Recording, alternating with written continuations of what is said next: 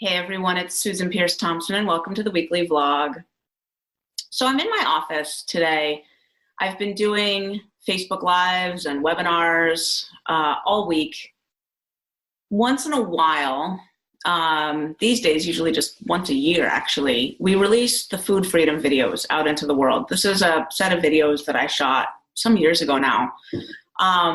And they explain the psychology and neuroscience of sustainable weight loss, what's going on with the obesity epidemic, the big mistakes that people are making when they try to lose weight. And really, they do my best to encapsulate the science that I used to teach in my college course on the psychology of eating when I had this unit on the neuroscience of food addiction that I used to teach my students. And I don't teach that course anymore because I do this instead. So I recorded these videos to try to have something to give to the world to explain what's going on, because I just see so much sort of confusion and misery out there. And so we released these videos out into the world. A lot of people watch them. And like this week, more people are going to probably start the Bright Line Eating Bootcamp and start Bright Line Eating in general, whether it's using the book or the 14-day challenge. More people are going to start Bright Line Eating this week than any other week of the year, just because we're, doing this big food freedom push thing. So I wanted to take this week's vlog to share my best thinking around the attitude that's most helpful when you start Bright Line Eating. Not just the attitude, but the specific strategies that emerge from that attitude, okay? A few weeks ago, it wasn't that long ago, 2 weeks ago maybe, I was on the accountability call in the morning with my Bright Lifers. So we hop on the phone at 8 a.m. Eastern, and people who can't be there live listen to the recording if they want to. And I was coaching this woman, and she had a list of questions. They were really good questions too. And one of them, it was like question number 6 or something, was like, Susan, I've been doing this for a year and I don't really feel like I'm doing it right. I think I'm missing the surrender piece. Can you explain to me what surrender is? Like, what does it feel like? How would I know if I'm surrendered? What am I striving for? Ooh, and it made me think, to come up with an answer for that. And I like the answer I came up with. So I want to share it with you, because to me, the attitude of surrender is the most helpful frame of mind to start Bright Line Eating with. Like, that's the key, is to go into this with an attitude of surrender. Now, to some people, surrender is a spiritual thing. To some people, it's a practical thing. To some people, it's a mystical thing. Like, what is that? And I don't get it, right? It's a mystery. So I want to use a couple of different analogies. One that I shared with her, and one that I made up on the spot, and one that I've thought of for a long time now, that I maybe even talked about in some other vlog. But I want to share these two analogies and then sort of break down the strategies that sort of fall out of thinking about surrender in that way. Because what I notice is that people who start the Bright Line Eating Bootcamp really surrendered tend to do really well. And people who struggle down the line usually come around to realizing that the issue is that they're not surrendered. And then they kind of double back and say, all right, what is this surrender thing? And how do I make it work for me? How do I get there? How do I get to the surrender piece? Okay. So the first analogy is one I've been using for a long time, and it has to do with American football. So I was raised on American football. I was raised in San Francisco. And if you sort of figure out how old I am and the fact that I was raised in San Francisco, it makes sense that I'm an American football fan, because, the San Francisco 49ers were pretty darn good when I was a kid. They were dominant. And, they won the Super Bowl in 1982 when I was 8 years old. They won the Super Bowl again in 1985 when I was 11 years old. And in 1989 and 1990 when I was 14 and 15 years old.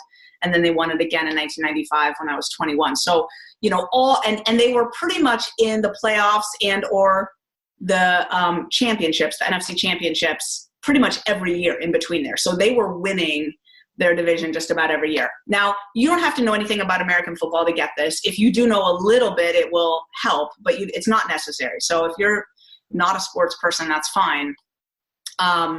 And if you live in a country other than America, you probably know that American football is not played with the feet. It's a really bad name for it. It's not soccer, what we call soccer. It's more like your rugby, except it's the boring version where they stop all the time to set up again. You know, it's not continuous play. So anyway, when I lived in Australia, I came to know that our football is sort of, anyway, not viewed the same way around the world. Okay. So in American football, there's the quarterback, right? And the quarterback gets the ball.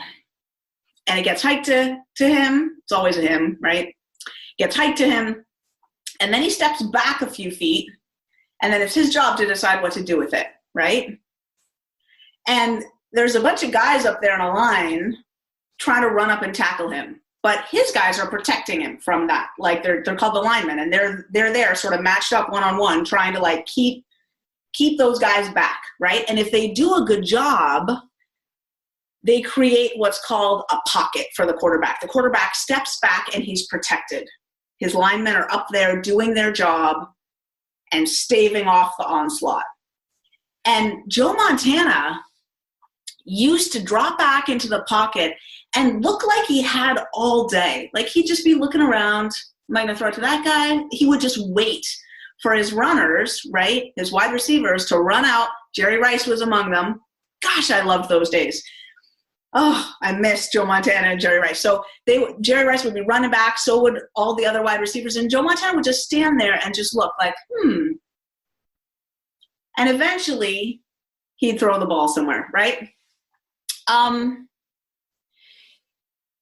So this notion of being protected in the pocket, like letting your linemen, letting those guys protect you, and not scrambling around. So the alternative to being protected in the pocket is like if one of those guys breaks free and starts to run at you, then you got to run away. And you're like, now it's called scrambling. Like he's just like, and now he's like running and he's like trying to throw the ball off an awkward foot and, maybe getting tackled, maybe getting sacked.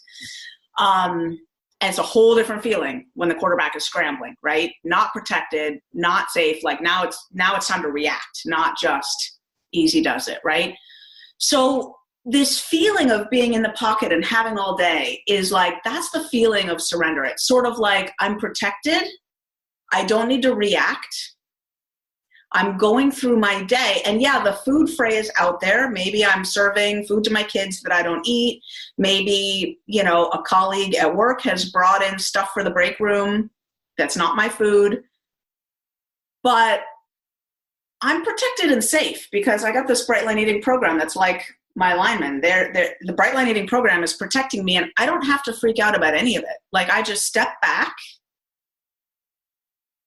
take a few deep breaths, and let the moments unfold. I don't have to force anything. I can wait and look for where my pass is, okay? What my next move is for the next right thing. So how do we do this as we're walking through the Brightline day? Like, what are the strategies for staying in that place of calm instead of scrambling and reaction? How do we stay in the pocket? So one thing is when we feel like a guy might be breaking free and about to tackle us, right? When we start to feel panicked, set a timer for 20 minutes. Just that. And if you need to, the thought can be, I'll eat later, but I'm definitely not going to eat for the next 20 minutes. Maybe I'll eat later, but whatever. We're going to postpone even thinking about it for 20 minutes. I got 20 minutes now to knit, to do dishes, to take the dog for a walk, to make a phone call, to do whatever I want to do. But I got 20 minutes. And setting the timer creates a little bit of a pocket. Do you feel that? You just set a timer for 20 minutes.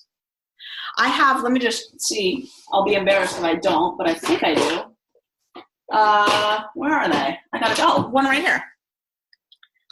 I bought a ton of these on Amazon. I've got dozens of them. I keep them around the house. These timers are so great. They make loud beeps. And yeah,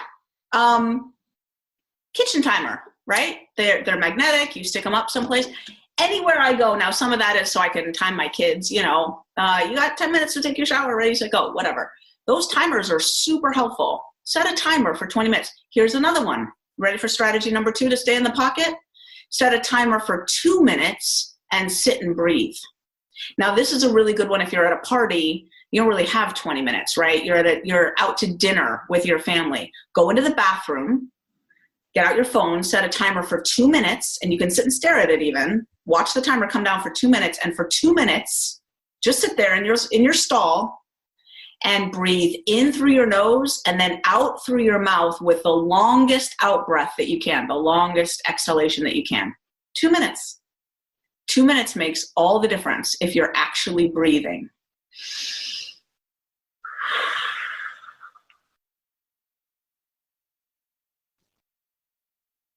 For 2 minutes. You feel that create a pocket? A little pocket of safety? Yeah. Another strategy, and you learn this in the boot camp, is to create an emergency action plan and actually have it pinned up on the fridge, in your phone as a list or a note, on a piece of paper in your pocket, in your wallet, whatever. And an emergency action plan is a list of things that you're going to do if you feel scrambly. If you're not in the pocket, you're scrambling and you're like frantic, right? An emergency action plan creates that pocket. So it could be a list of set a timer for 20 minutes, set a timer for 2 minutes to breathe, text my friend Jan, who's doing Bright Line Eating, whatever, some kind of buddy that you have, some kind of friend in the boot camp, there's a buddy list and so forth. It could be, I'm going to go for a walk. I'm going to take a bubble bath. It's an emergency action plan is a list of things that you're going to do. Social support is great on there. The breathing, the meditation thing is great on there because there are certain things, making a gratitude list. There are certain things that research shows replenish your willpower. So you want to have those on your emergency action plan. It's just a list of things you do, right? So that's the first analogy and sort of the strategies that fall out of that one. The next one is this other analogy. Now, this is the one that I said to my Bright Lifer on the accountability call a couple weeks ago. She said, what's the feeling of surrender? And I said, all right. Having a brain that lands you in Bright Line Eating, whether because of a weight issue or a food obsession issue or a health issue or maybe all three, is a little bit like waking up in the hospital strapped to a gurney. Like, let's face it, you didn't choose to be here. Like, it was not your best plan to develop a weight problem, a health problem, a food problem, whatever kind of problem you've got, and struggle for years to solve it, and then have to wind up in some program where you're being told to not eat sugar and flour with a bright line, like a clear no tolerance policy, right? That was not your plan, I'm wagering, right? And even though it kind of happened gradually, like the moment of realizing, oh my gosh, I think I need a solution that's as potent as Bright Line Eating is a little bit like, and surrendering to it and actually doing it, like actually signing up for it. If you're one of the people that's signing up for the Bright Line Eating Bootcamp this week, it's a little bit like waking up in the hospital on a gurney. Like, oh my gosh, it's come to this, right? And I don't really know what's coming next. I'm not in control of the next leg of the journey, right? I'm signing up for this program and I'm kind of going to do what it tells me to do. So it's like waking up in the hospital on a gurney. So imagine you're strapped down at the neck, at the wrists, and at the ankles. You're strapped to a stretcher and they're wheeling you down the hall and you're coming to consciousness right now. Imagine that. In that situation, there's kind of two approaches that you can take. You can try to have a say, like you can try to ask them where you're going, say, hey, and try to direct the flow of traffic or, say, hey, where's my family? Do they know, where are you taking me? Am I going into surgery? Really be vocal, strain against the restraints, start to feel bruises developing and cuts developing. Or you can relax and kind of go, well, all right, I guess they're taking me where I need to go. And maybe I'll trust that they got it covered, Maybe I'll relax so I don't hurt myself and I just relax into these restraints and just go, okay, this situation will actually go better if I don't weigh in. Like if I just let it happen for a little bit here. I'll just trust. I'll trust that they got it covered. Because really, what am I going to do, right? I'm strapped to a gurney in a hospital. I'll let them handle it for now. At some point in the future, I can figure out what's going on, and I will, and I'll weigh in and whatever, but now's not the time. Right now, this will go better if I just relax and just trust the restraints that I'm under. That's kind of the feeling, that feeling of, do you feel that there's some kind of relief and safety in just trusting in that situation? Like, they got it covered. They do. It'll all come clear in a little bit. That's the feeling of surrender. That feeling of deciding, it is a decision to just let go and trust and just be wheeled where they're taking you. So let me give you some examples of strategies or behaviors that fall out of that mindset. It's a little bit of the, you know what, I'm just going to follow the program the way it's outlined. Because you know what, if I could have figured it out, I would have up till now. Like, my best thinking got me here. So the program suggests no exercise. I'll give that a try. I'm not going to say, what about yoga? What about walking? What about, can I? How about I just lay off the activity for a bit and rest like they're suggesting I rest? Just trust. How about I just eat what they're suggesting and not try to change the food plan, not try to, not try to ask for a bunch of foods that aren't on the food plan. Why don't I just eat what they're suggesting for a little bit? There's a lot of foods on here. There's a lot of choices. Why don't I just choose among those? Read the food plan documents carefully and just follow them. Why don't I do that? Just for a bit. How long is a bit? Here's a strategy for you. If you need a mental time frame of like, well, when can I start exercising? When could I try, maybe some foods that aren't on the food plan and see how they're working for me? Why don't you give it 4 months? Because 4 months is a span of time where if you're really surrendered to the program, if you're really relaxing into it, in 4 months, your brain will have developed quite a bit of automaticity and it will have healed a lot. And in 4 months, you'll have a different brain. Now, what a lot of people do 4 months in is they think, okay, well, it feels pretty easy now, but this used to be the biggest problem of my life. Maybe I'll keep doing it for another little bit, just as it's outlined, because it's actually really working, right? And then other people very carefully, very mindfully, with a lot of the support that they've developed in the boot camp, try something. Maybe they call in for coaching and say, here's what I'm thinking about trying. How does that sound to you? Does it sound like I'm fooling myself? Is that my saboteur in the mix? Or is this a sane experiment to run? So I never deny anyone their research. You don't have to listen to this vlog at all, right? Like, you could do Bright Line Eating exactly how you want to do it. I'm just saying, like, I coach a lot of people, and I've noticed that the ones who come in with the attitudes that I'm talking about here, this like ease into the pocket, surrender like you're on a gurney, the ones that come in with that attitude, often experience success beyond what they're anticipating. A wholesale transformation in their lives, in their bodies, in their health, in their outlook, in every way. Now, one thing that you haven't heard me say is that the attitude of surrender or the experience of surrender will mean that you'll feel confident and not scared at all. I didn't say that because it's not true. In fact, often the people who are the scaredest do the best. It's sort of like the healthy fear that keeps you from stepping too close to a cliff, right? If you're scared of your food addiction or maybe you don't consider yourself a food addict, which is fine, the unhealthy foods and your ability or lack of ability to refrain from eating them, if you're kind of feeling like, I don't know if I can do this, I'm terrified. I'm terrified of giving up those foods. I'm terrified that I won't be able to give up those foods.